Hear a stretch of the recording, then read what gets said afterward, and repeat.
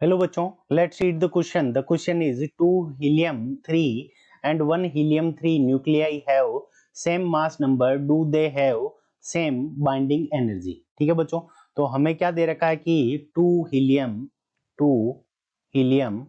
3, ठीक है बच्चों, और 1 helium 3, इन दोनों का जो मास नंबर है वो क्या है, दोनों का इक्वल है. ठीक है बच्चों, दोनों का मास नंबर क्या है, 3 है, दोनों का मास नंबर इक्वल है. तो क्या इन दोनों के पास में बाइंडिंग एनर्जी इक्वल होगी क्या? ठीक है बच्चों, तो सबसे पहले बात करते हैं बाइंडिंग एनर्जी. बाइंडिंग एनर्जी क्या होती है कि जो ये हमारा न्यूक्लियाई है, इसके अंदर प्रोटॉन और न्यूट्रॉन रहते हैं.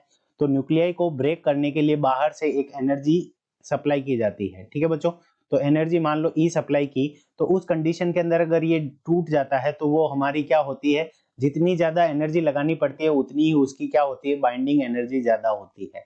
ठीक है बच्चों, अगर किसी को तोड़ने के लिए अगर ज्यादा एनर्जी रिक्वायर्ड रहती है तो उसकी बाइंडिंग एनर्जी क्या होती है, हायर होती है. ठीक है बच्चों, अगर एनर्जी रिक्वायर्ड अगर ज्यादा है तो उसकी बाइंडिंग एनर्जी क्या होती है, हायर होती है. ठीक है बच्चों, अब देखो क्या होता है कि हमें जो पहला दे रखा है 2He3, ठीक है, तो इसके अंदर क्या है कि 2 प्रोटॉन है. ठीक है बच्चों, तो इसके न्यूक्लियस के अंदर क्या होंगे, इसके न्यूक्लियस के अंदर 2 प्रोटॉन होंगे. ठीक है, और 1 न्यूट्रॉन होगा. और इसके न्यूक्लियस के अंदर हमारे क्या होंगे कि 2 न्यूट्रॉन होंगे और 1 प्रोटॉन होगा.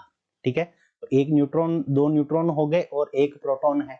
अब देखो क्या होता है कि प्रोटॉन और प्रोटॉन दोनों ही पॉजिटिव चार्ज है. ठीक है, तो इन दोनों के बीच में क्या होता है, रिपल्सिव फोर्स लगता है. ठीक है बच्चों, इन दोनों के बीच में क्या होगा कि रिपल्सिव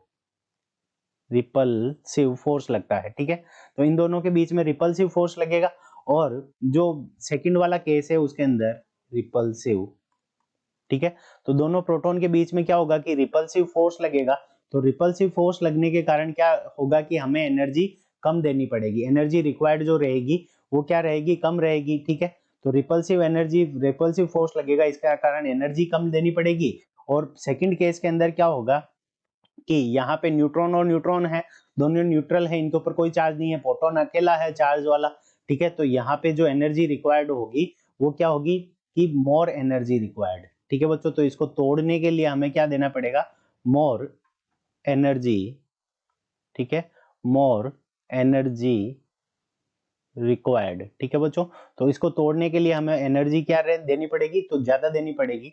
तो मोर एनर्जी रिक्वायर्ड है, तो इस कंडीशन के अंदर इसकी जो बाइंडिंग एनर्जी होगी वो ज्यादा होगी. ठीक है बच्चों, सो इस 1He3 के अंदर जो एनर्जी होगी, binding energy of 1He3 is greater than 2He3. ठीक है बच्चों, तो यहाँ पे हम लिख देंगे binding energy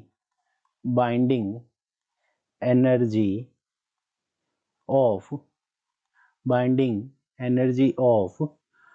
1He3 is greater than 2He3. ठीक है बच्चों, क्योंकि इसके अंदर प्रोटॉन नहीं है इसलिए इसकी बाइंडिंग एनर्जी क्या होगी, प्रोटॉन 2 नहीं है, 1 ही है, इसलिए इसके अंदर क्या होगी, इसकी बाइंडिंग एनर्जी ज्यादा हो जाएगी. तो यही हमारे इस क्वेश्चन का करेक्ट आंसर है. I hope you understood it well. All the best.